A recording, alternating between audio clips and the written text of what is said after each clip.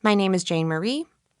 You guys hired me to produce this show, Outlawed, and I also host a show called The Dream. So, Jane, when we brought this idea to you, what did you think of us? I thought it was rad. I didn't know what to think of you, too, because I don't really hang out with a lot of doctors. I'll tell you that. And so I wasn't sure what to expect in person, but I feel like we hit it off. We were friends, and I think we've become closer over the months that we've been working together. Yeah, absolutely. So today we're going to drop an episode of The Dream on this here Outlawed feed, right? Yeah. And so, one thing that we brought up a bunch in this first season was kind of myth busting around abortion and around, what life is like post-Roe. And I think we've all heard of those sensationalized, fear-mongery, what's next? Women will have sex with everyone and have all their babies. You know what you can kind of get this extreme idea in your head about we'll never have birth control again, and we've seen some scary instances where it gets weirdly close to that, keeping a body functioning when the person's dead in order to incubate a baby. That's nightmare stuff. But before that, there was this story, which is also nightmare stuff. It involves this woman, Charlotte, who you're going to hear from. I mean, Charlotte is incredibly brave and courageous to share her story with the world. And what she went through was a total nightmare. Yeah. And I only imagine there's going to be more. I'm Jane Marie, and this is The Dream. Big trigger warning today. I'm not usually a fan of those, and this is going to sound like one of those I didn't care until it happened to me kind of things. But I was so upset by today's interview that the minute it was over, I ran to my car and sobbed. Yes, we all know I'm a crier, but this was different. So anyway, you're warned. You might be upset after this. This past year, I was working on a podcast called Outlawed, which aimed to inform people about abortion so they could have better discussions about it. And one thing that came up a lot is the criminalization of pregnancy, essentially.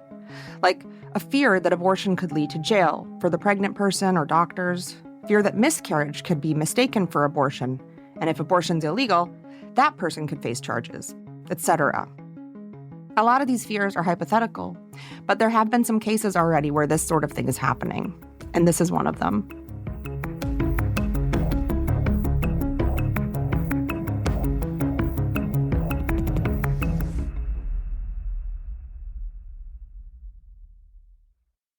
My name is Charlotte Isenberg. I am from Western North Carolina. Right now, I'm a university student at Appalachian State, and I'm a political journalist. I write for Plug CLT, which is a Charlotte news source, and I do journalism, especially regarding reproductive rights issues in the area.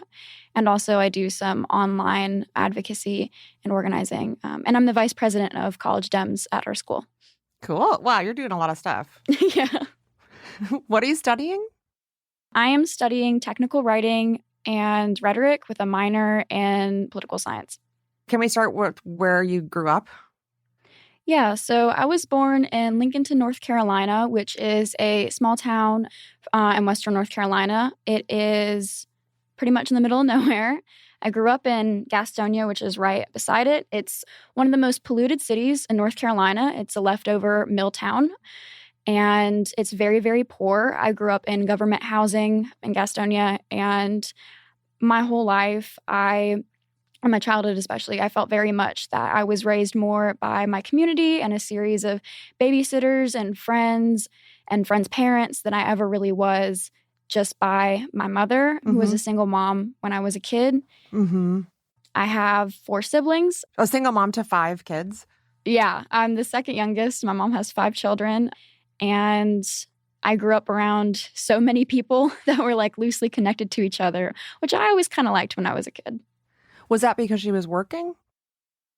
My mom was working a lot, but also she, I think, did a lot of trying to find herself when we were kids because she was in her 20s when I was a child. My mom had her first child when she was 15. Mm-hmm. So I recognized that she probably also wanted to live some of her own life outside of her 5 children, which I can't even imagine having 3 kids at my age like she did. So Sure. So tell me about, your teen years. What were those like? yeah. So when I was 11, I started being sexually abused by someone who was close to me, and I was raped repeatedly for 4 years throughout middle school and into my freshman year of high school. Mm-hmm. And when I was 15, in the fall of my freshman year of high school, I became pregnant from that sexual assault. And I ended up miscarrying that pregnancy at about 9 or 10 weeks in my school bathroom. My school was really tiny. I ended up managing to go to a early college. It was a very small magnet program. So I went to the basement of my school during exams, during my math exam. And nobody was down there for hours at a time at our school. And I had a miscarriage and I didn't know what was happening to me. I thought that I might die at any second. And it was kind of a wake-up call that I really needed to escape my abuse before it actually killed me. I'm really sorry that any of this happened to you. I just want you to know. Do you remember that day, what you were thinking was happening? Did you know you were pregnant then? I thought that I was pregnant, but I wasn't sure. Like, I had regular periods at that point, and I had missed it, and I felt very sick. But my mom told me that it was just anxiety because obviously at that point I was having pretty regular, anxiety attacks. And I just remember feeling very scared. And then when I started miscarrying, I started bleeding during my exam, and I got up and I thought, well, I've heard before that sometimes when you're pregnant, you bleed a little bit, but it just kept going and going. And I realized that I was probably having a miscarriage. So I just sat on the toilet and just looked at my hands. They were covered in blood at that point. And I saw tissue come out, and I really struggled with trying to figure out whether or not I should call anybody, but I decided not to because I was like, these people are going to have a lot of questions that I'm not ready to answer right now. So I just sat in there for probably an hour, and then I got up and I was still bleeding all over myself. And I went up to the front desk, and the nurse was like, oh, you got, your period. You need to go home, honey, and get a change of clothes. And my mom came and picked me up and took me home. Did you tell your mom what was happening? No, because I was so scared that she would be mad at me. And I didn't know how to answer how I'd gotten pregnant. And I was so scared of what she would say because, she got pregnant when she was 15 too, and she made it pretty clear that I should avoid being a teen mom. Charlotte and her family did try to bring a legal case against this person, but for all kinds of unfair reasons, nothing came of it, though he is a known quantity in their community. I think I would just be putting myself through hell and reliving something just for them to give him 6 months probation, and I don't think that's worth it. Right. I think that math you just did is exactly what most women who have been assaulted do in their heads, Yeah. How much more am I going to suffer because of this person?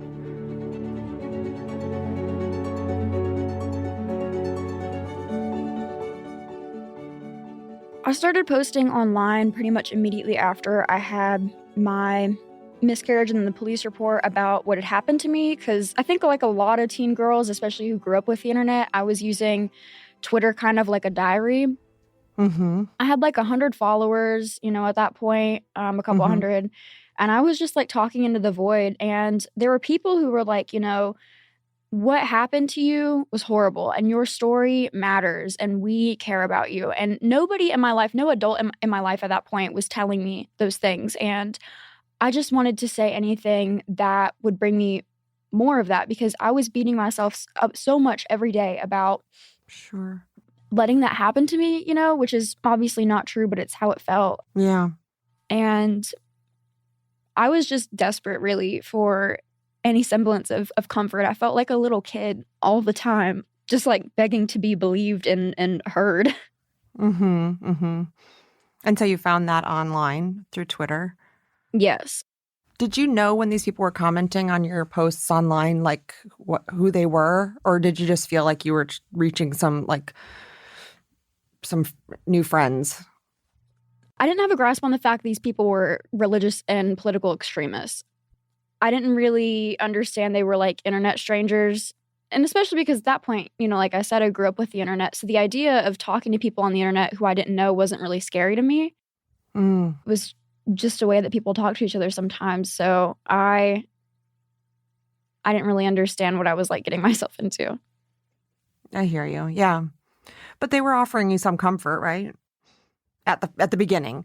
They were. And I think that like in retrospect, that's, obviously how cults pull people in. They tell them that they're broken, but, we have something that can make you feel better, something that can fix you. And for me at that point, that thing was Jesus. And Jesus, according to these people, was anti-abortion. And so they were like, well, we need you to use your story and your grief. And particularly, I think a lot of these people projected onto me a lot of grief about my miscarriage that was not organically there. Like grief about my miscarriage itself, absolutely. But grief about not being allowed to be a mother at that point. Mm-hmm. I think that they read a lot into that and kind of told me how to feel. And then I decided that that's how I felt about it because that's what got a good reaction out of them. I gotcha. Mm-hmm. Okay. So I was raped for 4 years of my life, violently, more times than I can count. And I did get pregnant when I was 15. I did end up losing her, but I wanted her very badly. I named her Rahel, which is Rachel in English. And I think it's very important to... So I was upset about bleeding out in my high school bathroom and feeling like I was about to die. I wasn't upset about not having a child by my rapist. Like when I think back to how I actually felt in that moment, that was not at all how I felt. But I was like, well, this is what these people got from this story. So yeah, like, okay, I'll talk about how upset that made me. And somehow over the span of a couple years, that kept happening over and over where I would talk about it and it would get a good reaction from those people. And then I woke up one day and I was an anti-abortion influencer. So for a few years there in her middle teens, Charlotte was recruited to appear in YouTube videos and social media campaigns as a sort of anti-abortion poster child, despite never having had one. And you're like 16 at this point, yeah? Yes. My God. Do you remember what any of your talking points from that time? When you were making videos or just talking to people in that community? Like what was the story you were telling? Basically, I told the story of my rape, of my abuse, and then of my miscarriage and, about how badly I felt after having my miscarriage and then attributing those feelings to me not having a child and grieving that loss. And I think that was kind of the angle that a lot of people push me into, like that, oh, well, you're already a mother and we recognize you as a mother. And it was a really big thing for people to like wish me happy Mother's Day every spring. God. Yeah, like so many people would do it. And that was kind of how they portrayed me. Like I'm this 16-year-old girl who's never given birth. And all of a sudden I'm the quintessential mother figure in this movement. It was the definition of absurd. Yeah. And then sometimes in interviews, I was told to comment on that or to give that specific narrative. And so I would, because I was a 16-year-old girl and the people who were talking to me about these things, who were interviewing me about these things were all very much adults. And so I was like, well, yeah, the best thing you can do after you get pregnant from rape is to give birth because then you're not like continuing this cycle of violence. And that phrase is something that was handed to me. And I think that I did not believe that those two actions were at all equitable. I did not believe that rape and abortion were at all equitable. And I would pretty frequently argue with other anti-abortion people about saying that. But I couldn't get around having interviews and talking about what happened to me without like certain things being expected of me, like certain narratives being expected of me. But you're still kind of like a mouthpiece for the movement? Yeah, at that point, I stopped working with like the quote unquote establishment anti-abortion movement. And I'd made like a false distinction between that and this group that I was then working with, which is called Progressive Anti-Abortion Uprising. They claim to be this leftist anti-abortion organization. They talk about being against the death penalty and being against euthanasia and wanting to establish systems so that people don't have to quote unquote choose abortion. And so they're also making a weird false equivalency between euthanasia and the death penalty? Yeah, like they group all these things under life ethic issues, so it makes it really hard to attack their stance on any individual one because they've grouped them all together, like war, euthanasia, the death penalty, and or abortion, because they're like all these things threaten human life, and clearly some of these things are not like the others. When you get an abortion as a reaction to rape, you are continuing the cycle of violence. So you were raped, that was a violent experience that happened to you, that wasn't your fault. You're hurt, you've been victimized. Why is it fair to further victimize someone else because you are hurt?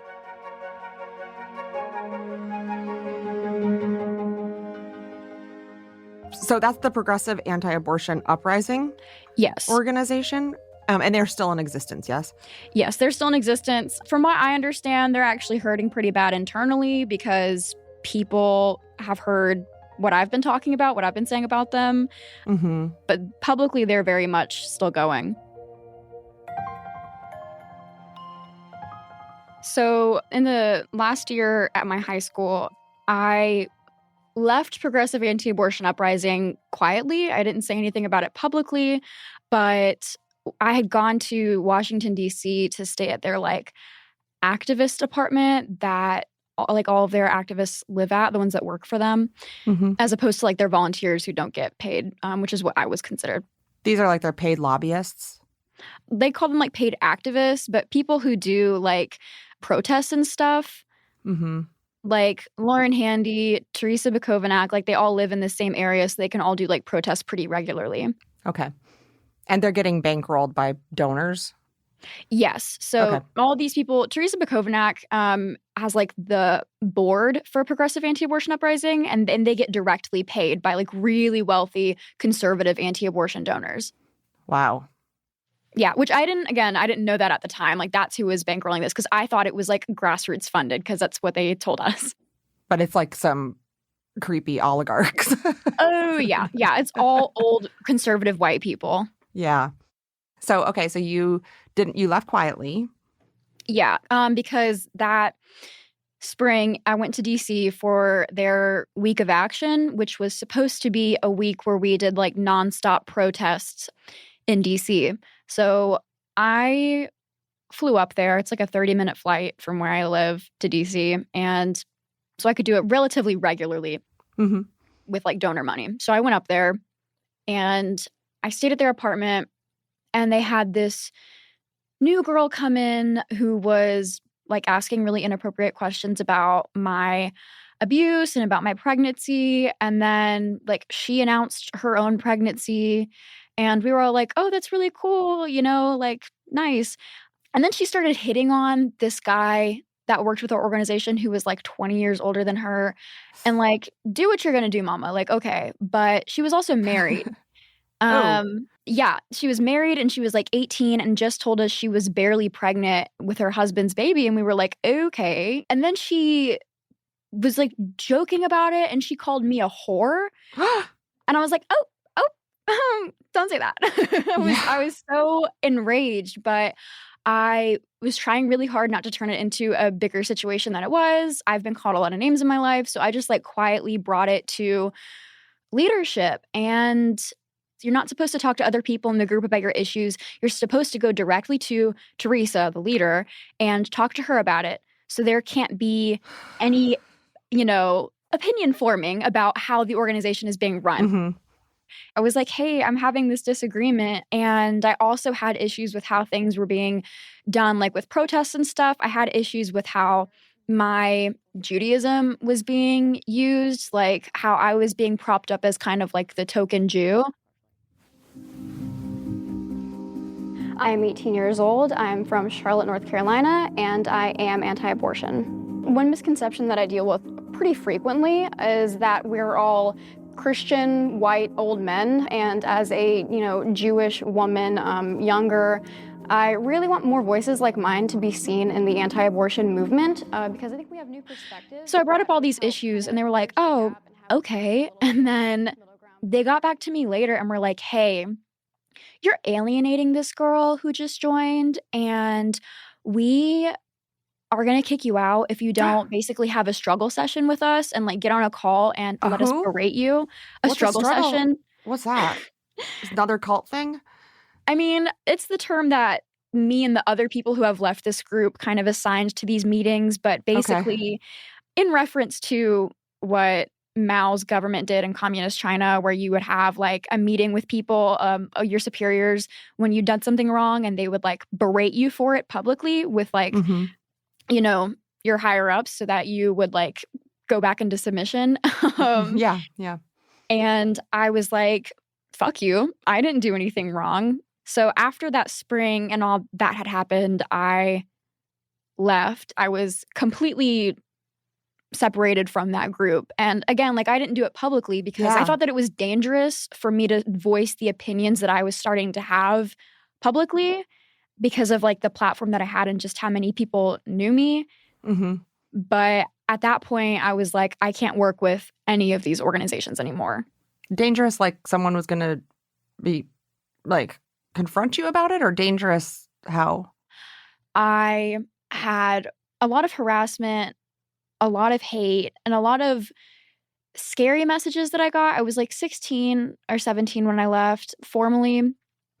And I had a lot of people harassing me and threatening to dox me. And then finally someone did dox me and like threatened my family for being Jewish. Like it was all centered around my Judaism. They're basically like their point was that I was subversive to Catholicism. I was always going to leave and that I would keep moving further left because it was in my nature as a Jewish person to subvert the church. Yeah. So they were all like saying the most horrific anti-Semitic things against me. And I was like, look, if I come out as getting myself away from the entire anti-abortion movement, these people are going to come back with that twice as hard. And I don't know how I'm going to deal with it. And obviously, considering the events that would happen almost a year later, I was completely correct in that assumption. Yeah.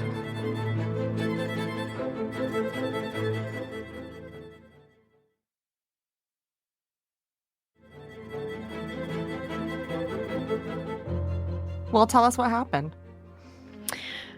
So basically, when I got together with my now boyfriend, it was almost exactly a year ago that I started working at this brewery with him in my hometown. I was going to community college online and applying to universities, getting ready to transfer my credits so I could be the first person in my family to go to university. I was very excited.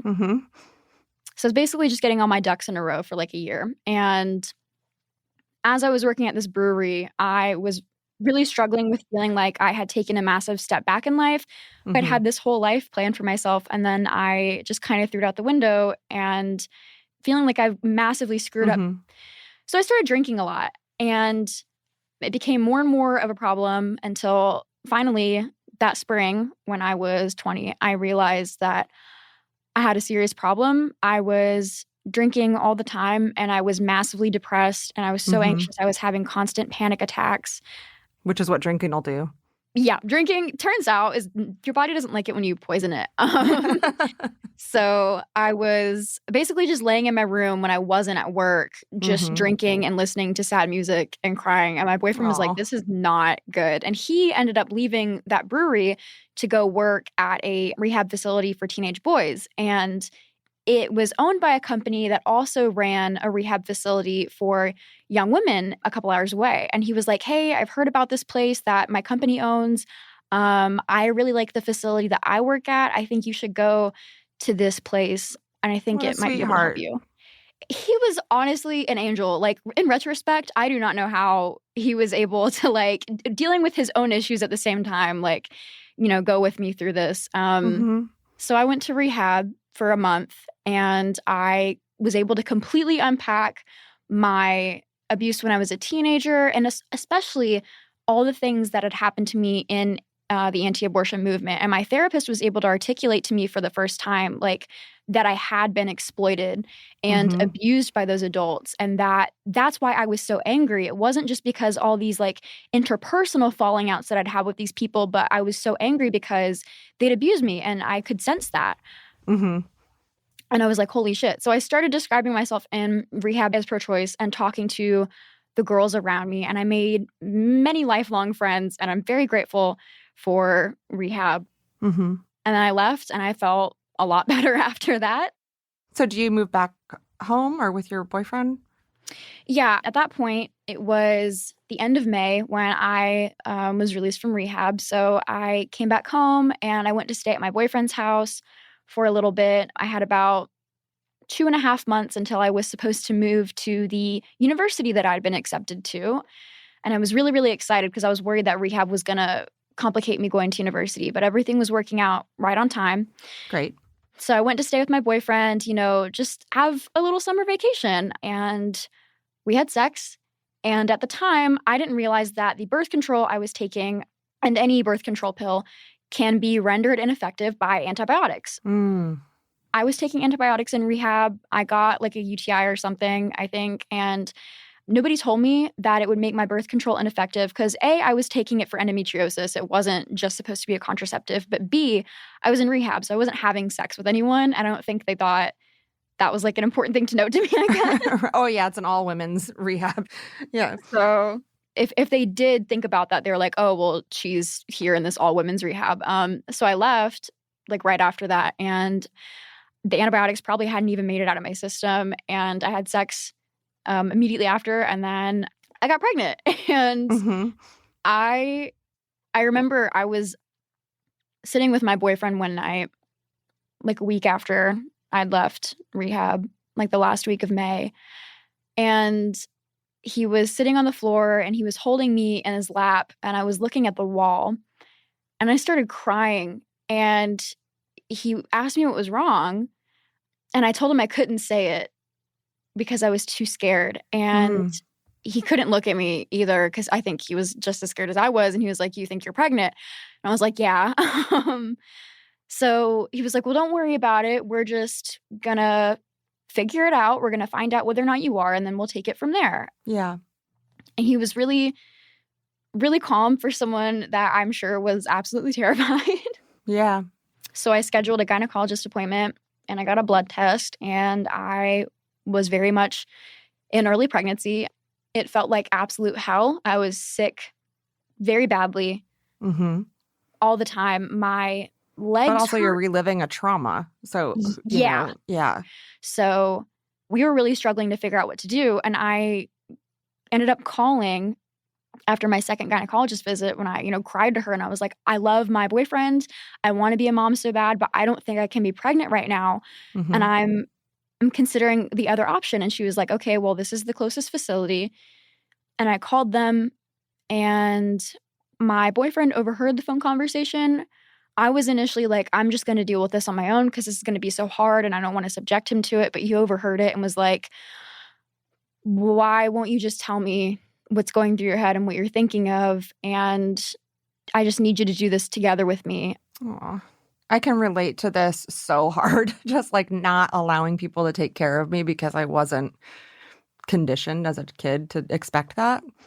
Yeah. Like So it's weird when nobody had people ever do taken it. care of me. Yeah, it feels weird when they're doing it. You're like, no, I'll do this by myself. Like when I eventually got pregnant on purpose to have my daughter, I did most of it myself. Like I did the pregnancy test alone, like all of that stuff. Because I was like, ugh, I don't really want someone that close. Exactly. But he swooped in and said, no, I'm going to take care of you. Yeah. He was like, I'm going to take care of you. And also, I need you to be honest with me through this whole thing. You don't have to have an abortion. And I really want you to understand that I'm not ever going to pressure you into having an abortion. Like if you want to have a baby with me right now, I'll find a way to make it happen. And I was so scared, but I trusted him so much, and I knew that he trusted me. So I made this appointment to have a consultation, and I was like, look, I'm going to go in there. I have to have an ultrasound, and then I have to wait 3 days. So I have like built-in time to talk this over with you. Because that's the law at that point, right? They changed Yes. the law that year, correct? Yeah. So in North Carolina, we have a 12-week abortion ban, and also you have to have an ultrasound, and you have to be given the opportunity to see and hear the ultrasound. And they have to ask you a bunch of questions about like, if you want to know if it's twins and stuff, which I found out about that the hard way. It was really weird. Wait, that it was twins or that you had to have that done? That they have to ask, Yeah. Did it remind you at all of like the anti-abortion people? Did you hear the talking points coming through the checklist they have to go through? Absolutely. And I already had kind of intellectually worked through how absurd those things were, like in my almost a year of time that I had between myself and that movement. But it gave me an experience of just how bizarre their talking points are in action, because I had already completely made up my mind to have an abortion for reasons that were totally separate from whether or not there were 2 fetuses as opposed to one. So like you're just inconveniencing me and everyone else for no fucking reason. Yeah. Well, I mean, it's lawmakers wanting to control you, not doctors doing their jobs, right? They're being forced to do the work of those same people that are giving money to the anti-abortion organizations. Exactly. Yeah. Okay, so you go through that whole process and you're hours away from home and you have to stay for 3 days, correct? My appointment was only 45 minutes from where I live. I was really, really lucky because I live just a little ways outside of Charlotte. I was very worried that I would end up going over the 12-week limit and having to go to Virginia, and that would have been a reality for me then at that point. Yeah. As I was waiting for my appointment, I started thinking about having a plan in case I end up not wanting to have an abortion. Because at this point, my boyfriend and I were still trying to talk through a lot of things. Plus, they're getting in your head. Yeah. Working. Like years of programming is going to, try and scrape away at any sort of, autonomous decision that you want to make like that. Mm-hmm. So I had this voice in the back of my head that was like, oh, are you sure? Because what if it's really as bad as they say it was? And what if, you try to have an abortion and you die or you become infertile or all these other things that, are pretty bullshit. But it just been like hammered into me at that point. So I was like, oh, okay, like I should have a plan in case for whatever reason I end up not wanting to do this. And so I reached out to Kristen Turner, who worked with me at Progressive Anti-Abortion Uprising. I hadn't talked to her in over a year, but she was the person I was closest with. She was also the person who's probably closest to my age. Mm-hmm. She's just like 2 or 3 years older than me. And I was like, this is the only person that I can think who would keep this on the DL, but who can also get me into contact with anti-abortion resources that might not even be available to the average person. Because, I mean, I was very aware of the fact that these people did not want me to have an abortion, not just because of their ideology, but also because it would look really fucking bad for them if I had an abortion and that came out somehow. Yeah. So I reached out to her and I was like, hey, I have an abortion appointment scheduled. I'm only telling you that because I know that a lot of these organizations won't help you unless you have an abortion appointment, which not a lot of people know. Okay. But you can't just be a pregnant person and contact a lot of these organizations and get help. Like you actually have to have scheduled an abortion appointment so they can be saving a baby, quote unquote, from an abortion. It's really absurd and gross. And then what's the help? I wasn't actually entirely sure. I'd heard a lot of different things from a lot of different people. And Kristen reached out and she was like, yeah, absolutely. I'll connect you with Let Them Live, which is, I'm almost certain, the largest anti-abortion charity organization. And I use that term very loosely, but it's the only thing I can think to describe them. They claim to do things like pay people's rent, buy them childcare services, help them facilitate adoptions, like more tangible things than I think a lot of standalone crisis pregnancy centers, because Let Them Live is better funded. Sure. I mean, it's like Catholic charities, right? Exactly. Okay, so she gets you in touch with these people, or just she gets in touch with them herself? They went straight to the leader of this organization and were like, hey, this is Charlotte Isenberg. Like, you need to make sure she doesn't have a fucking abortion. Sure. But also, she could also be reborn as our poster girl again. Exactly. That part wasn't even a covert thing. That was explicitly said to me as a reason I shouldn't have an abortion, is because they could make me a poster child if I didn't have one. And she was like, hey, we want you to go to this crisis pregnancy center near you so that you can have an ultrasound. So I was like, so I'm having an ultrasound at Planned Parenthood during my appointment and nothing else is happening. They're just giving me an ultrasound and talking to me about my options. So can I just send you the ultrasound that I get at Planned Parenthood? And she was like, no. And I was like, well, I'm already paying to like $200 something, like the last of my savings account to have this abortion. Can you just use this one? And she was like, oh, well, this one's completely free. And then I was like, is this place even a medical facility? So I looked up and they're not. They're not a medical facility. Like, I called them. Wait. That's another thing I don't think everybody knows about. The crisis pregnancy centers are basically centers that oftentimes will pose as possibly abortion providers. They use very misleading language on their websites and on their signage to imply that they might provide reproductive care, but in actuality, they are usually not medical facilities. They usually do not have actual practitioners where they claim to give things like ultrasounds. They'll have like a nurse practitioner come in sometimes, but I've heard that they dress up, right? Like a lot of times it's just a layperson who dresses in a lab coat. exactly. They'll have people who are Or scrubs. essentially, yeah, they're like, lifelong church workers. They're like secretaries, but they'll wear scrubs and they'll perform ultrasounds and pretend to be nurses. And as long as they never tell people that they are a nurse, like no one ever asks, everyone just assumes.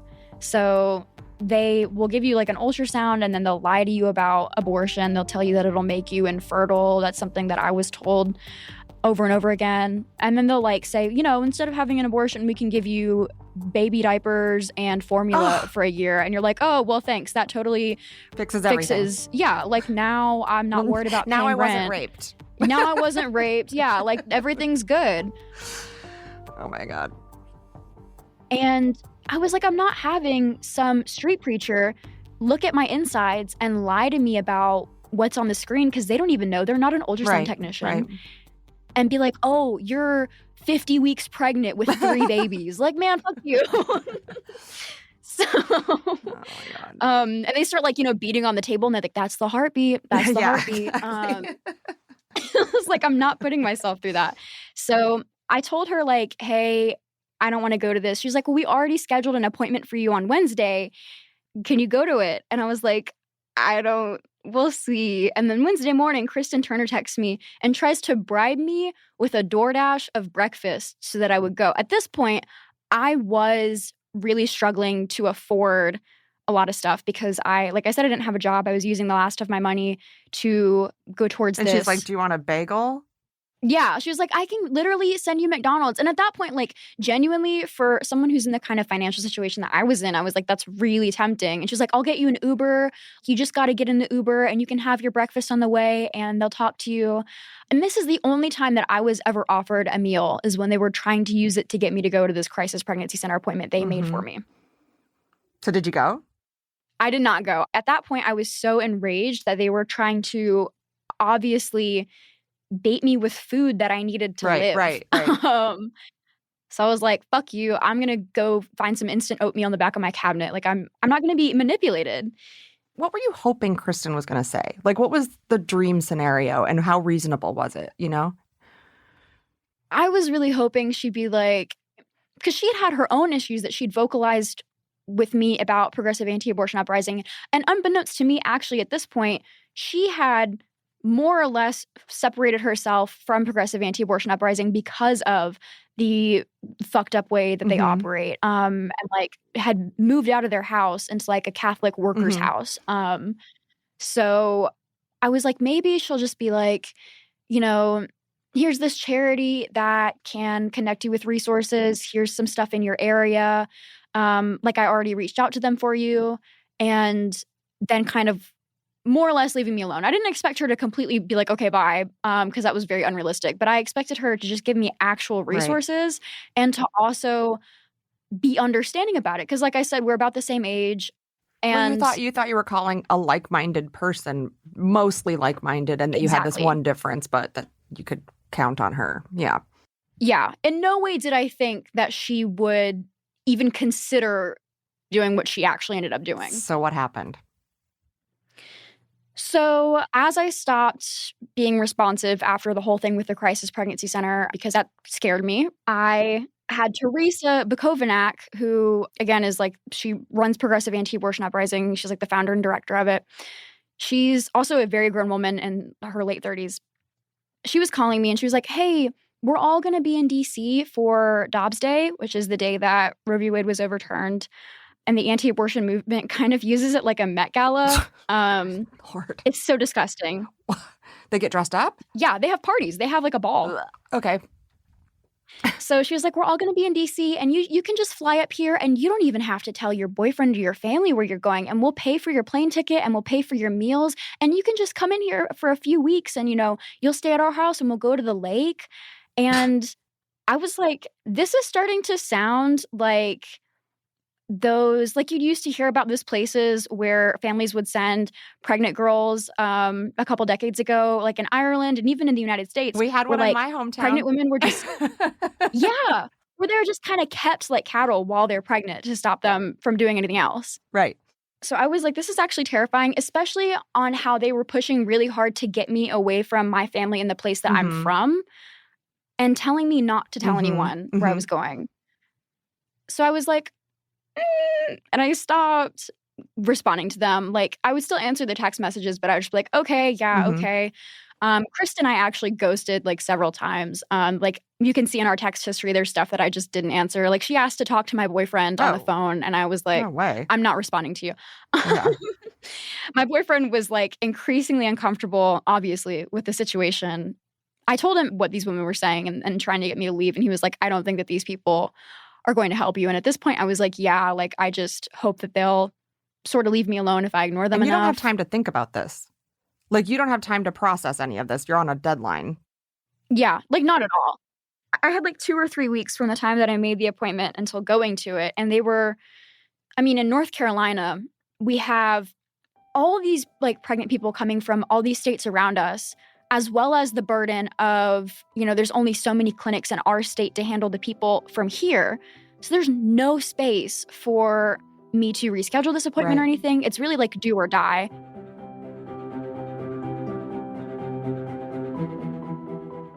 So I'm getting all this fucking information at once. And then there's very much the emphasis, like, this has to happen now. You have to decide right now. And it was overwhelming. So I just sort of like checked out. Do you think that's part of the plan? This has never occurred to me before.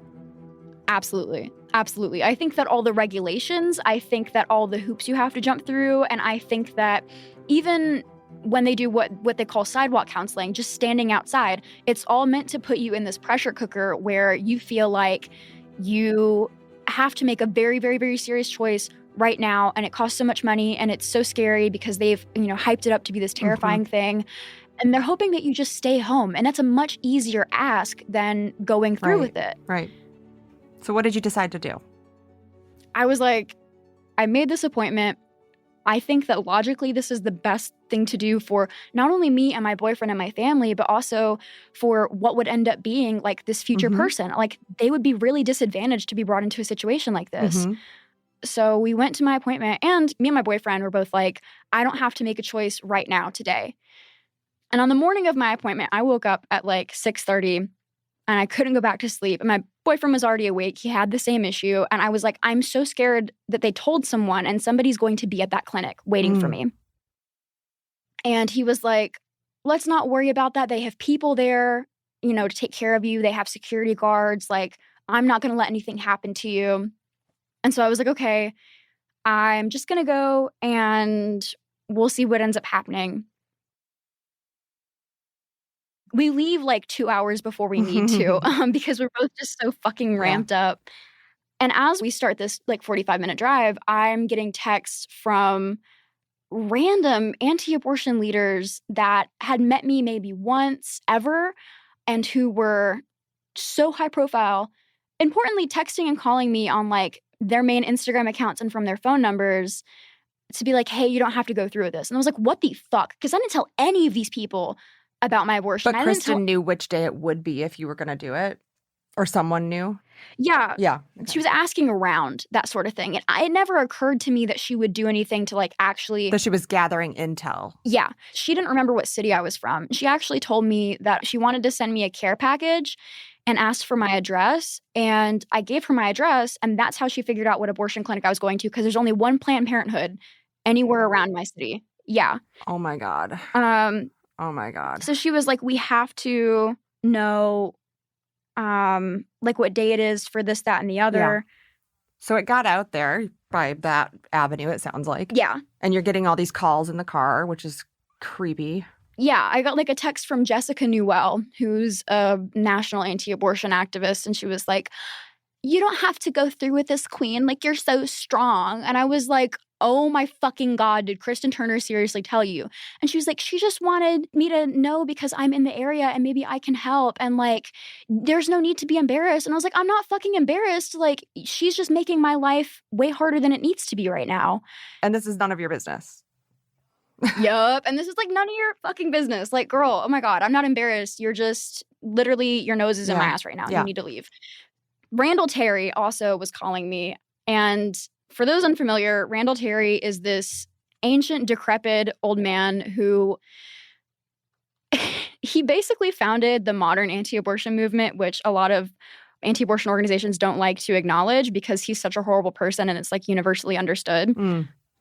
He founded like the rescue movement, which is where people invade clinics, like they go in groups and harass the patients about their abortions, and then also like physically handcuffing themselves to doors and assaulting nurses. Like, it got very physically violent. And it was such a massive national issue that the Clinton administration passed the FACE Act to make it a federal crime to perform a quote unquote rescue at an abortion provider.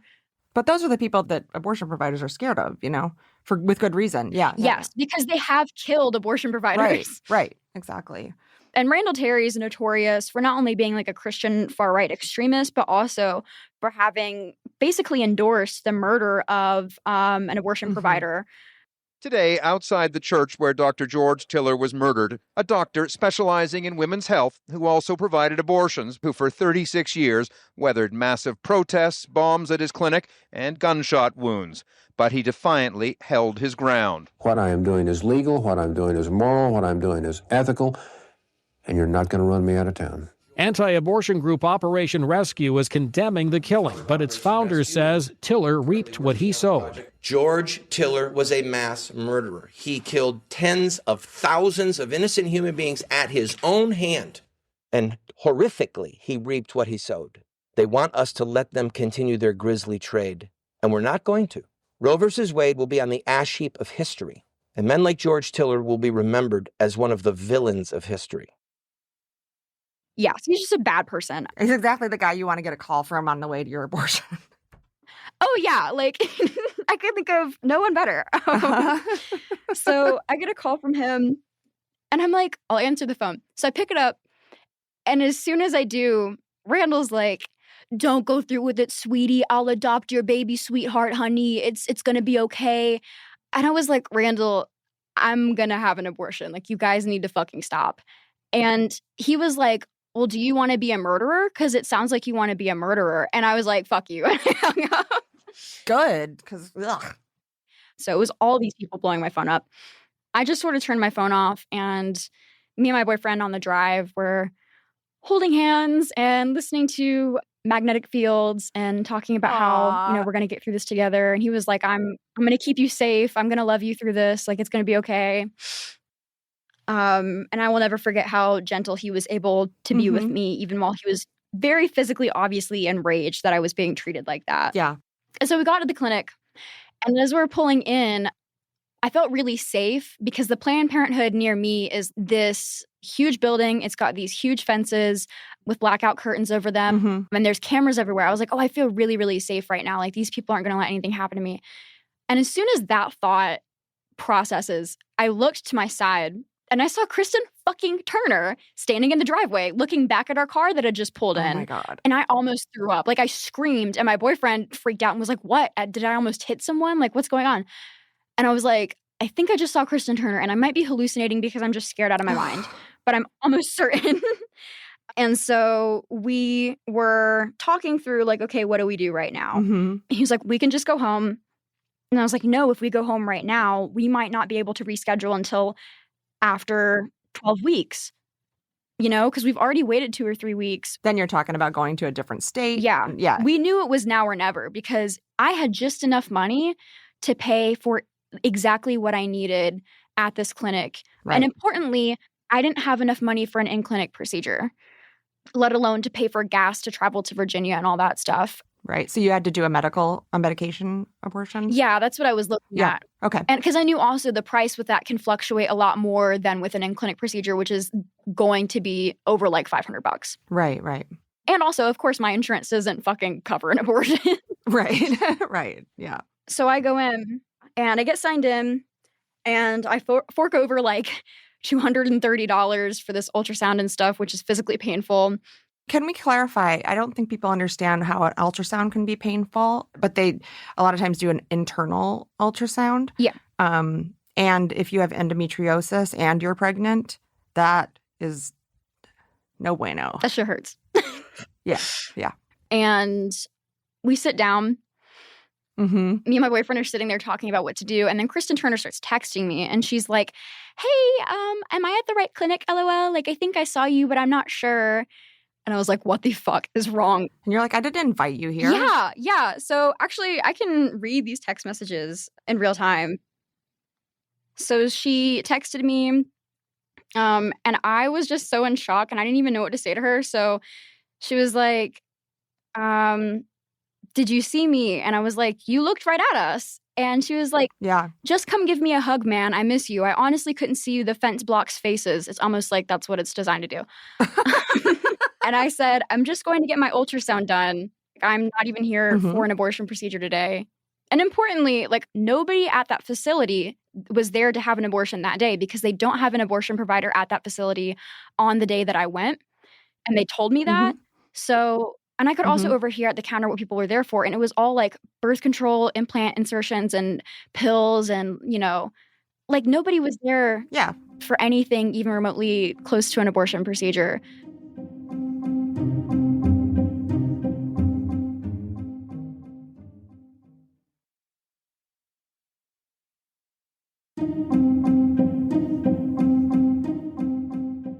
So what happened afterwards was just so incredibly melodramatic. I was like, I'm going to get my ultrasound done. I'll be out in a bit. And then she said, can I come with you? I said, I don't think that's a good idea. And she said, Teresa wanted me to tell you she's sorry about Randall. I didn't tell him, and I didn't know he called you at all, I'm sure. Then she said, Charlotte, I'm going to come in there if you don't come out. I can't stand by and let you get hurt. We have a sonographer waiting for you at the pregnancy center if you want to get an ultrasound and hear your options. Just come say hi. We spent all day yesterday driving here, and my heart is breaking for you. I just want to see you. I'm not doing this to be a dick. I'm doing this because you're family, and I don't care what it takes. I need to make sure you're safe. Oh, my God. Yikes.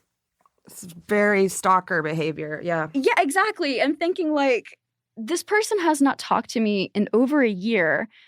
And I just responded, I'm definitely safe and I'm getting an ultrasound. I will be out in a bit.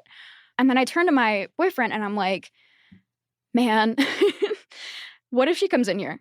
I'm freaking out. And, you know, he's holding my hand and he's like, she can't get in here. They have a buzzer system. They have like this huge prison door that they have like 20 locks on. Like she can't just walk in. And then I turn and she's walking in. She told me later that she had gone up to the counter and said that she was there to support a friend and told them my name. And I guess that they were like, oh, she can't be a protester because she knows the first and last name of the person she's looking for. Oh, my God. And like, granted, that's really dumb. But the people that they're used to being protesters there, I know are like Love Life people. They're people who are just standing outside with pamphlets and trying in vain to hand them to people in the cars going in. Like they don't know anybody's first or last name. So I guess they were like, right. You know, okay, if she knows she this must information. Be a friend. Yeah. Plus also she was intentionally dressed like really alternatively. So they were like, oh, she doesn't look like an anti-abortion protester. Okay, she's progressive. Yeah.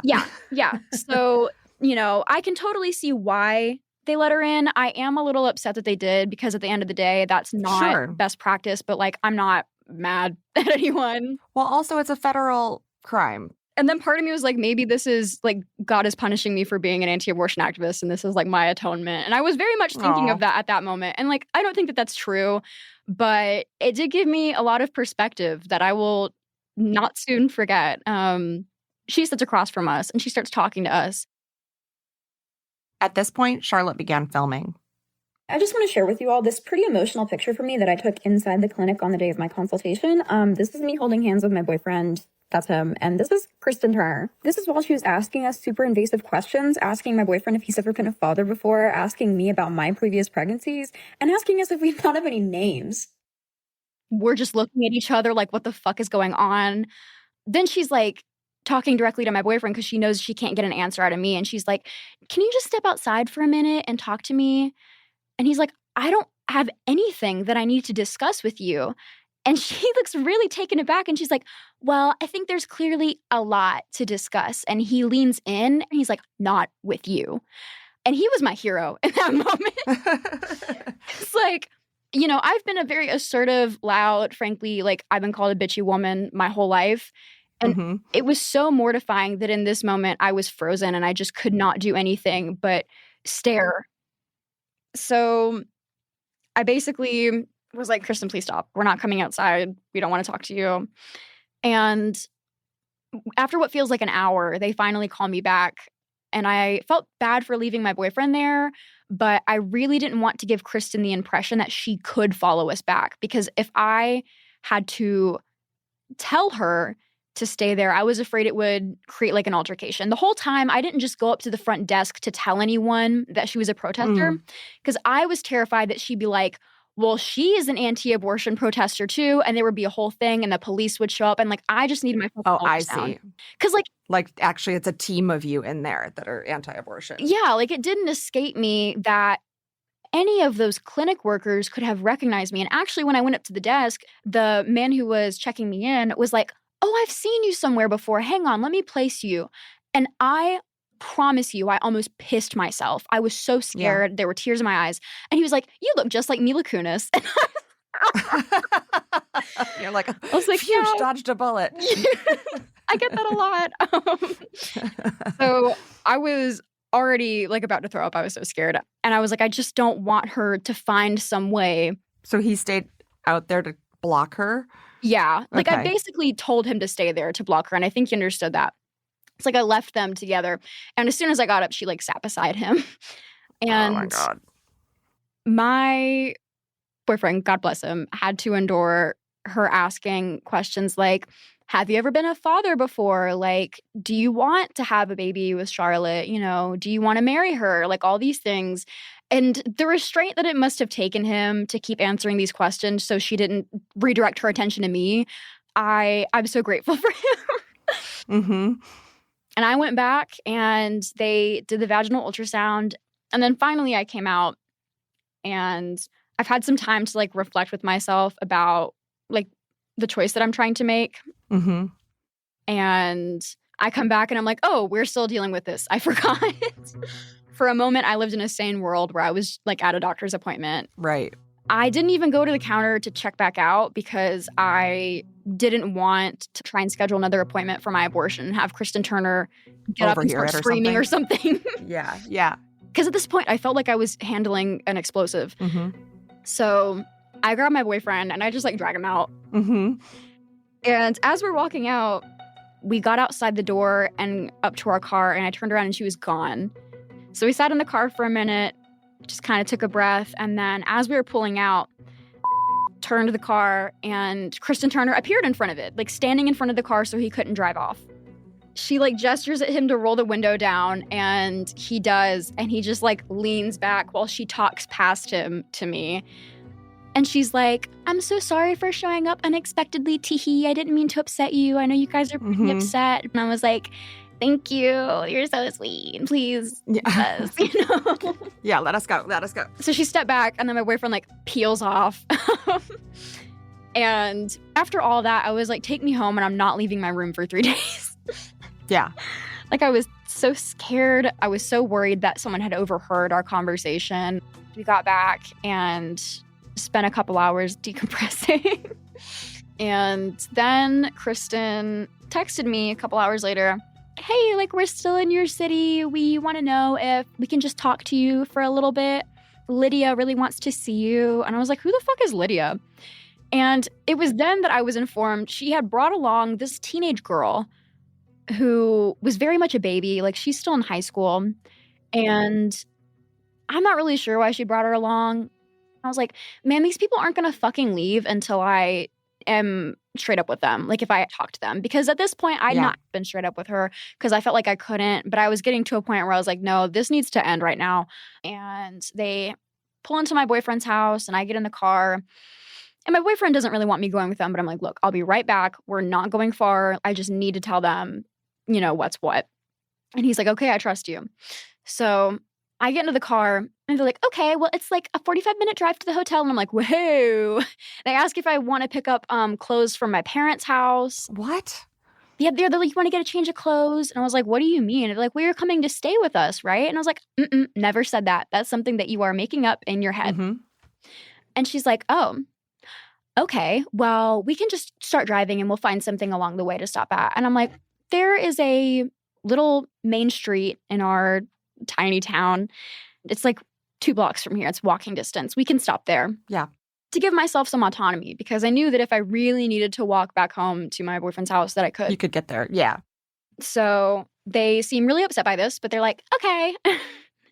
So they drive me out to this little downtown area. I get some coffee and we're sitting there talking. It is the end of June in the Southeast and it's like 90 degrees and I'm pregnant. So I already feel like shit. And over the course of a couple hours, I sit there and go through hours, 2 hours. Oh my God. Yeah. I was like telling my life story to these people. They just kept asking questions. Did you feel like you were doing your own hostage negotiation? Yes. She had complete authority to ask me any kind of invasive question she wanted. Like it didn't even occur to her that it was none of her business, any of this stuff. Yeah. So we kept going through my relationship and she's like, yeah, I talked to him and he seemed like a really nice guy. I thought he was really great. I think you should marry him and just consider having his baby right now. And I was like, it's funny you say that because you made him so incredibly angry when you were asking him all these invasive questions. And I don't think that you realize that, but he is very upset with you because none of this is any of your business, Kristen. Mm-hmm. Mm-hmm. And she changed her demeanor so abruptly after being told that. And she's like, okay, it's been a couple hours. Mm-hmm. I don't want you to have this abortion. And I'm like, well, I think I'm going to have an abortion. And these are the reasons, which I've already articulated to you. It's the finances. It's that I just got out of rehab. It's that I'm literally weeks away from going to university. It's that I don't have to explain any of this to you. Yeah. And so she switches up and her immediate response to that is, I think your boyfriend is abusing you. What? And exactly. And I was like, what are you talking about? And she's like, I think your boyfriend is forcing you to have an abortion and he's abusing you. And I don't think that you're in a safe situation. And I'm like, the boyfriend that you were just trying to convince me to marry and have children with 5-10 minutes ago, this is the boyfriend that's abusing me. How did you come to this conclusion? Mm-hmm. At this point, I'm like, I need you to take me home right now because it's been hours. It is hot. I feel sick. I want to go home. Mm-hmm. My boyfriend's texting me asking if I'm okay. Mm-hmm. I need to be home now. She's like, well, I need to talk to Lydia. And they go into this restaurant to use the bathroom. And I can see them through the window talking and pointing at me. And I'm like, this is ridiculous. And she finally gets out of this restaurant and gets out of her negotiations with this teenage girl.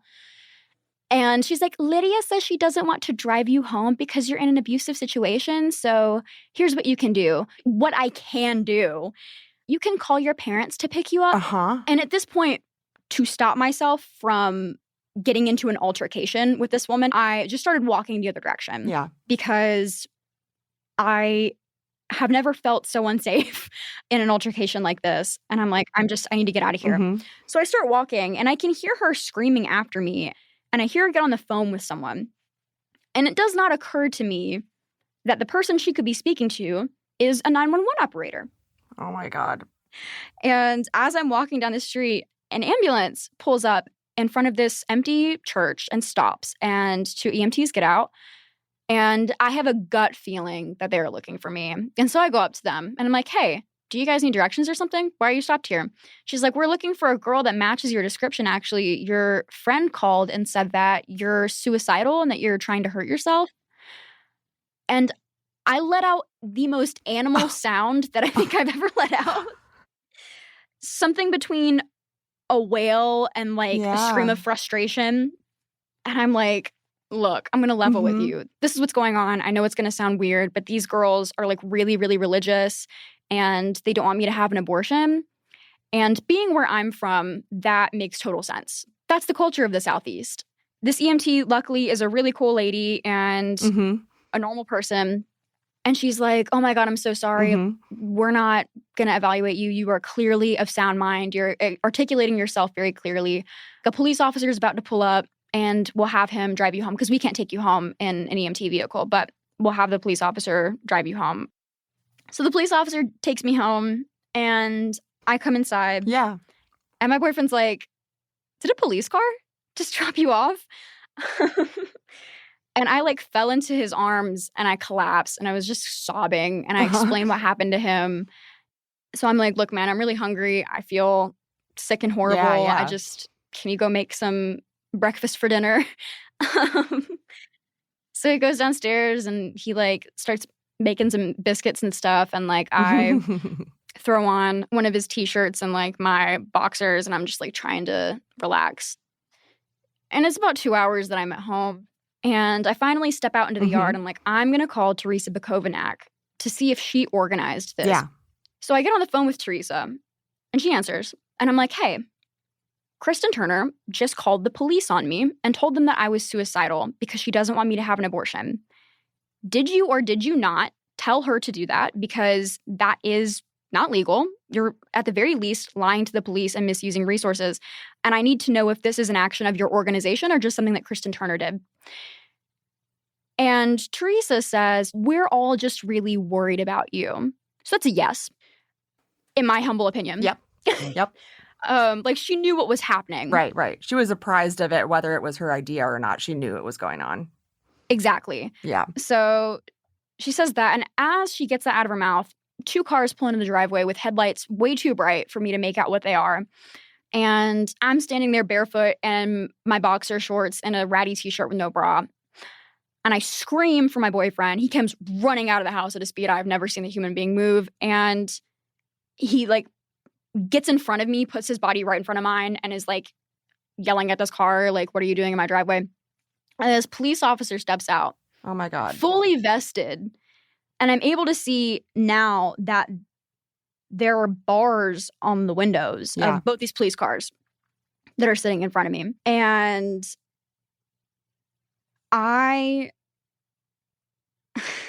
this is really hard. This is really hard to say. I'm sorry. I was like clinging to my boyfriend as this police officer is saying, we have a warrant from a magistrate because someone filed an affidavit certifying that this girl is a danger to herself and we have to take her to be evaluated at a psych ward. They want to put her in a psych ward for 72 hours and hold her there. Oh my God. And I'm clinging to my boyfriend like a child and I'm sobbing. And I'm like, you can't let them take me. Don't let them take me. Like, these people can't do this. And I was just sobbing and like wailing. I just want to go home. And I have never in my life felt more like a scared child than I did in that moment. It was still really hard for me to think about. I'm so sorry. It's hard to think about them wanting to put you through that after everything they already knew about you, you know? Yeah. Like to just, let's just traumatize her a little bit more, a little bit more, a little bit more. Exactly. So I turned away and I'm like looking at the woods and looking at like this very safe place that I'd been able to like retreat to after rehab. Like my boyfriend has this beautiful property. It's a farm property. You know, it's got all these woods and a creek and I'd love to like run with our dogs. And it had always just been like such a safe place to me. And I felt like I was just trying to cling to any of that safety. And as I was like looking around like an animal caught in a trap, I hear the police officer go, "Don't turn away from me. Don't turn away from me because I'll cuff you." What? Yeah. I mean, he was like, if you walk away, like we'll put you in handcuffs. And I saw him like reaching for, I think it was like a baton. Oh my God. Yeah. And I was so scared. And my boyfriend was like, "I'm really sorry, baby, but you have to go with them because, you know, they have a warrant. Like, I can't stop them. And like, you just don't fight with them or you're going to make it worse." And I was like, you people can't fucking do this. And they're like, just go to the ER and just explain it to the psychiatrist and they'll let you go. if they think that you're not a danger to yourself. So I get into the police car. What if you actually were, like, they really believed or thought or were there because you were supposedly suicidal, Yeah. and they're going to threaten to cuff and hang on to their baton for a mental health check? I mean, and mind you, I am 90 pounds soaking wet. I'm this tiny little 5'2" woman cowering behind her boyfriend. And they're like, obviously, you know, physically intimidating me. So I get in the back of the police car and I'm like crying. I'm like, can my boyfriend just get me my fucking shoes? And they're like, yeah, okay. So he goes and brings me my sneakers. And they put me in this police car and they close the door. And I'm looking at my boyfriend through these barred windows. And at this moment, I was like, holy shit. Like, I immediately thought of how my grandmother must have felt when they took my mother from her and put her in an orphanage. Like, the state really can just come and take you if you don't have institutional power, if you're a threat also to that institutional power. Like, the law really doesn't mean shit. And I still had my phone. I have no fucking idea why they still let me have my phone. And I texted my dad. I've never called my mom and dad, mommy and daddy, since I was like 9. But I texted them. I was like, Daddy, like, I can't really explain what's going on, but like, I'm in the back of a police car right now.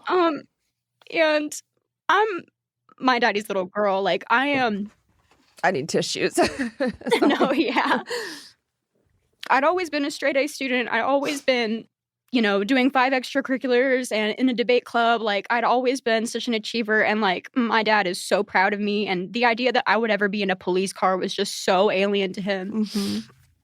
My dad knows Kristen Turner, like, knows of her.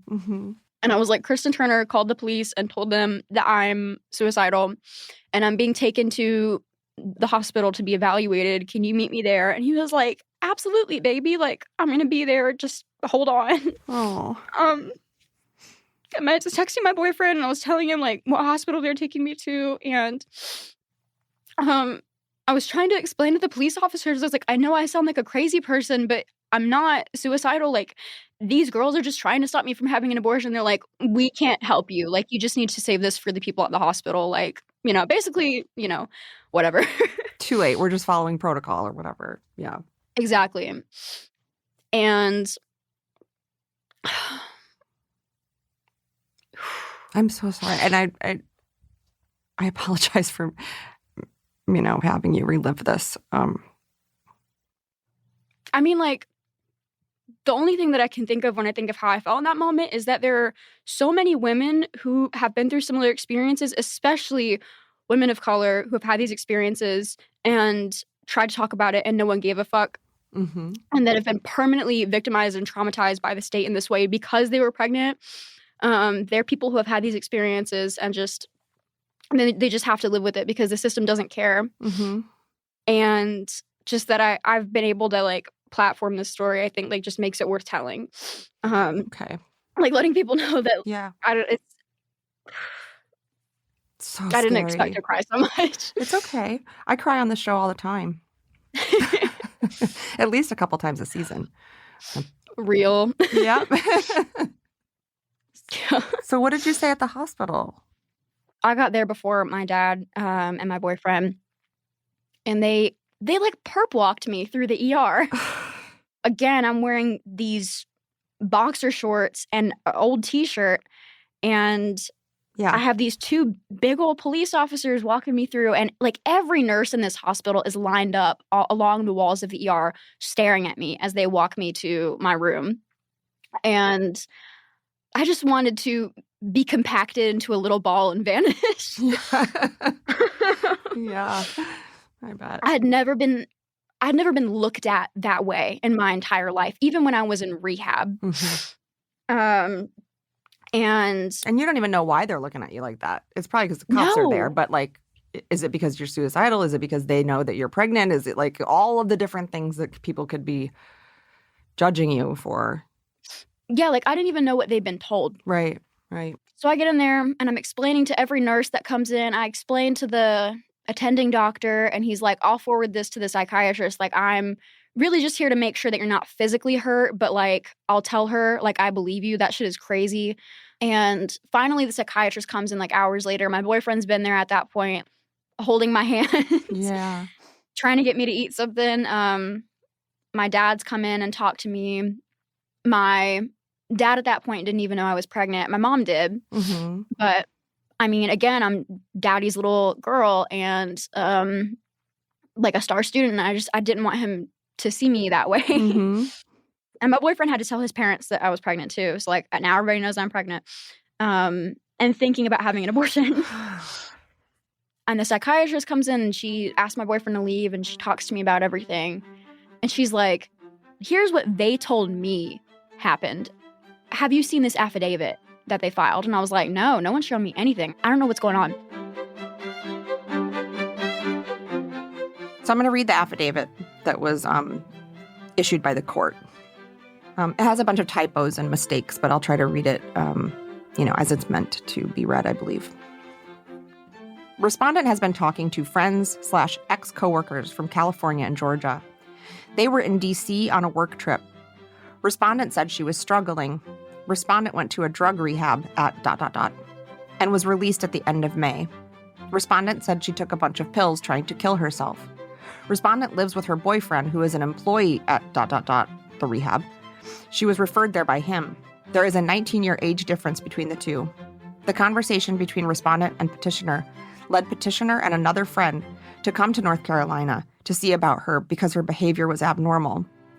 Respondent told petitioner today that she wanted to kill herself by taking her mom's opioids.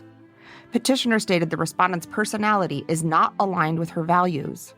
Respondent has been raped before, and she shared with petitioner that she's in the worst mental place of her life. What the fuck is that supposed to mean, by the way? Like, she's been raped before, but this is worse?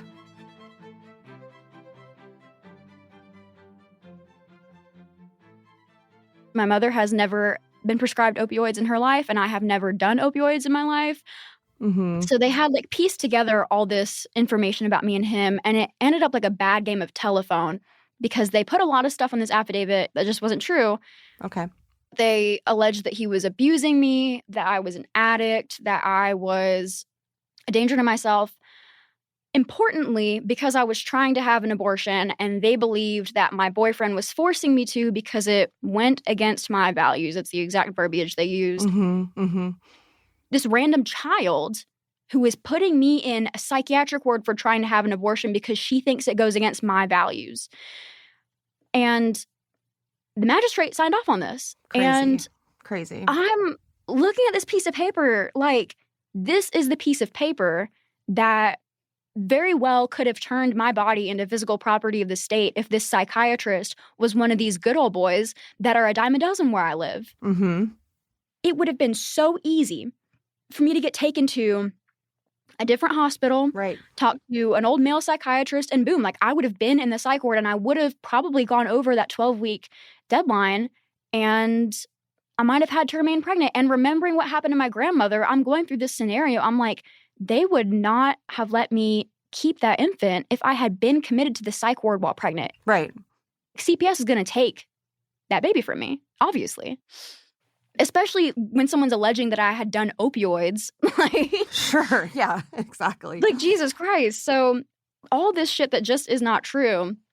And it's now on this legal document associated with my name, and this judge signs off on it. Now you're a known person to the legal system in your hometown. Yeah. Yeah. And the psychiatrist releases me. Yeah. She was like, you're of sound mind. You're articulating yourself perfectly clearly. You've told a very confusing story in a way that I understood very well. And I think that's more than enough. And also, like, she talked to Kristen on the phone and Lydia, and she was like, these girls are clearly anti-abortion zealots. Right. Like, I can tell from the way that they're talking. Yeah. She actually went and scanned in the affidavit and the, like, basically arrest warrant. To put in your medical file. Mm-hmm, so that her. I would have access to it. Yeah. So I have now printed out and scanned all my medical records, and I posted online my affidavit and all my medical records and all that stuff that, prove that happened. But after they released me, it was like 1 a.m. and I went home and I just like collapsed at my boyfriend's house. That's I was so just tired. such an awful day. Your head must have been spinning. That you could have spent so many years as an ally to these folks. When I was a teenager, I was told like, oh, we help women who want to remain pregnant by giving them diapers and paying their rent and helping them pay for cars and stuff. And I was like, that's great. It never occurred to me that these people were capable of Kidnapping you, essentially. Yeah. And then have the police kidnap you, and then have the hospital kidnap you.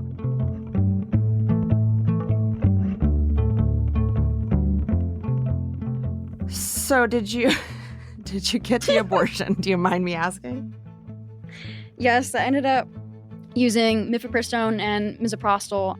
I initially did not tell anybody else, even my boyfriend, when I had my abortion, because obviously at this point I was so scared of how criminalized me even considering an abortion had been. Right. So I went home to my parents' house and had a self-managed abortion in my childhood bathroom by myself. Oh, honey.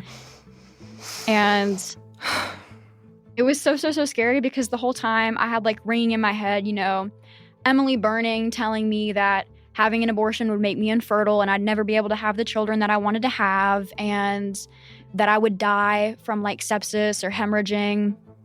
Well, in that state you could, because nobody would care for you. But yeah, I did it myself, and it was so scary until it was over, and then I was like, oh, Yeah, that was medical care. Yeah. Like I had a pretty standard medical. It was painful. Yeah, but you're not getting like an involuntary hysterectomy or something, which is what they make it sound like. Yeah.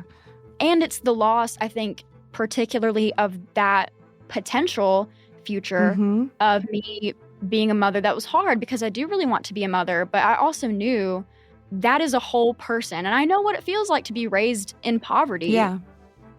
And I'm like, well, I can just wait a year or two and everything will still be here. Yeah, I it's hard for me to get inside the heads of these people that just want to put you through more and more and more trauma. Not just the police, not just that you can't get an abortion, not just, they want you to then be a really young mom who has to suffer through this thing. And I just, it's hard for me to imagine what good they think they're doing.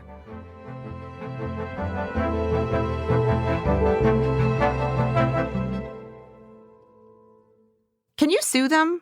Are you suing them? You should sue them. Here's the thing. I've thought a lot about this, and I really wish that there could be some kind of justice in this situation, particularly against Kristen Turner and Progressive Anti-Abortion Uprising.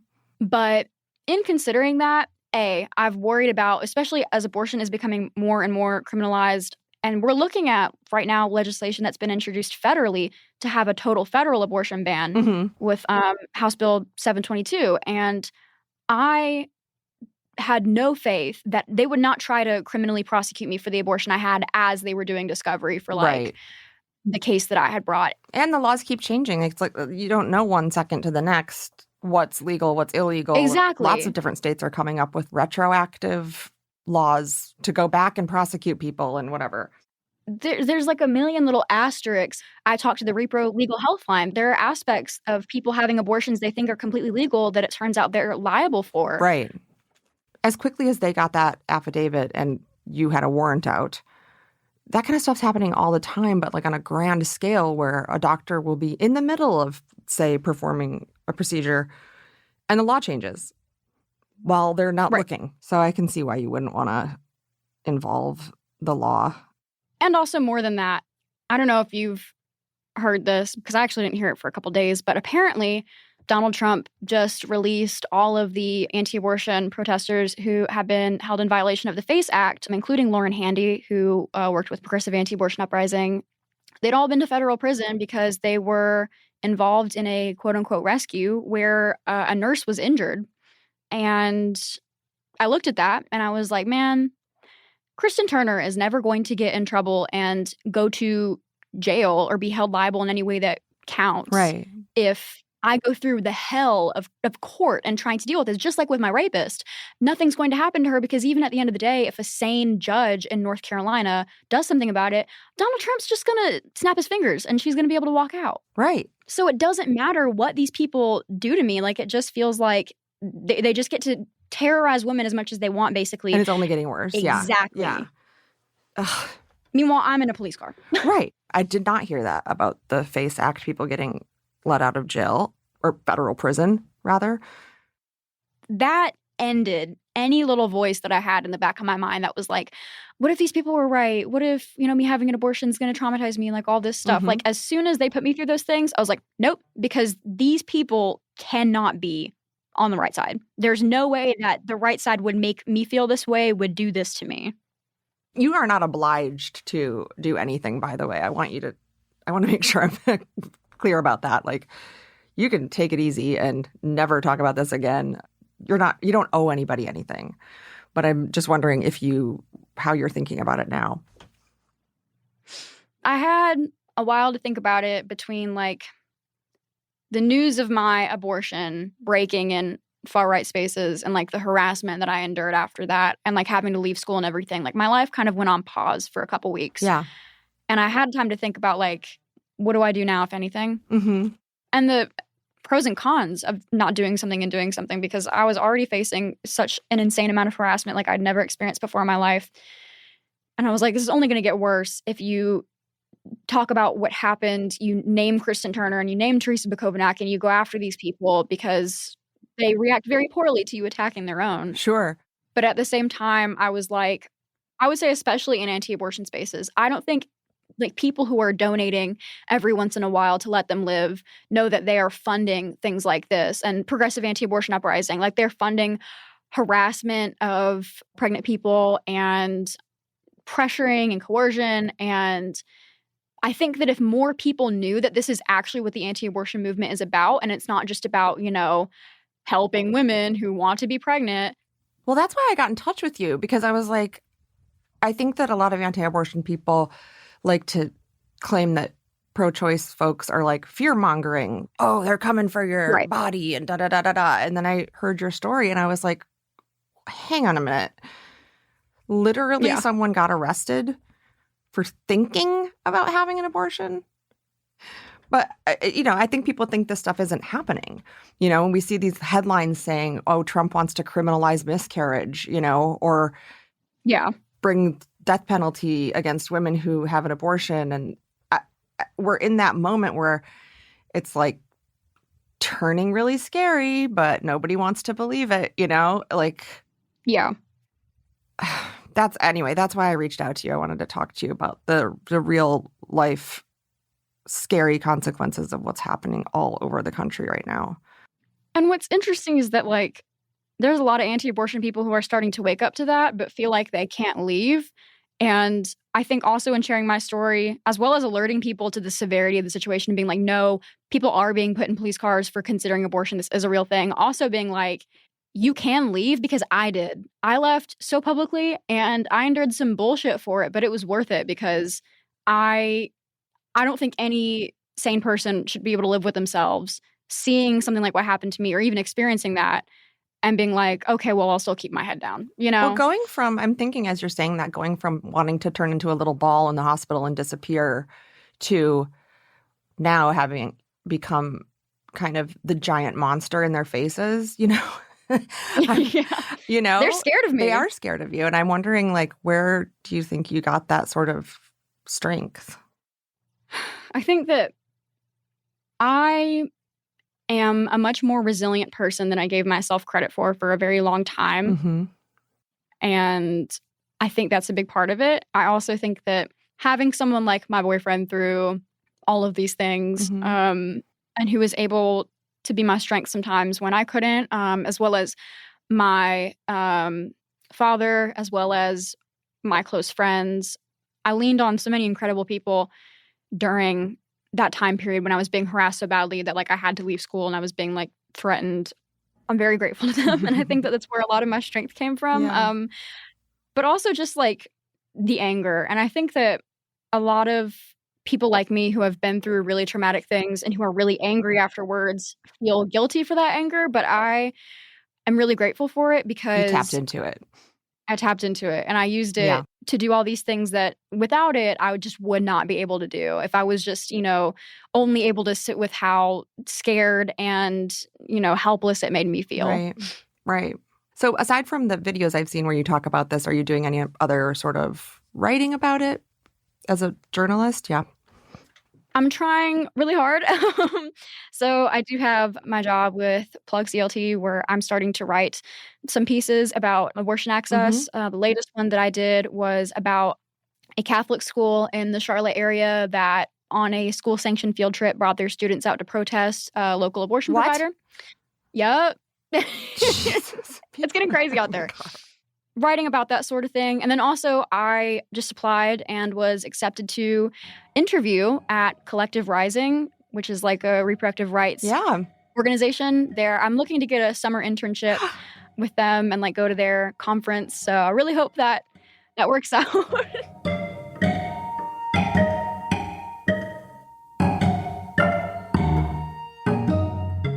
I really do appreciate you, telling me your story. And I'm sure you're going to do really great things. Thank you. Yeah. I'm really excited to see what you do in your career and life. Thank you. I'll see you soon on TikTok. Thank you so much.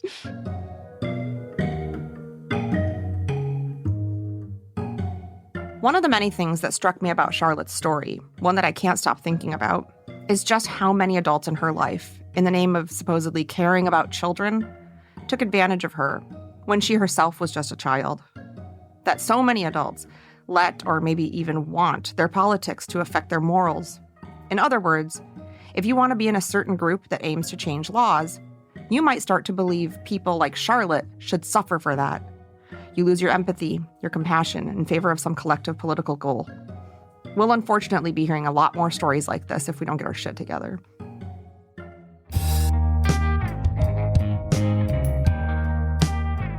This podcast is executive produced by us, Dr. Bev Gray, Dr. Jonah Swartz, and Jane Marie. Production by Little Everywhere. Thanks to Nick Thorburn, Patrick Ford, and Maker for our score. Opinions expressed on this podcast are our own. Philanthropy keeps this podcast ad-free. To donate, you can find a link in the show notes.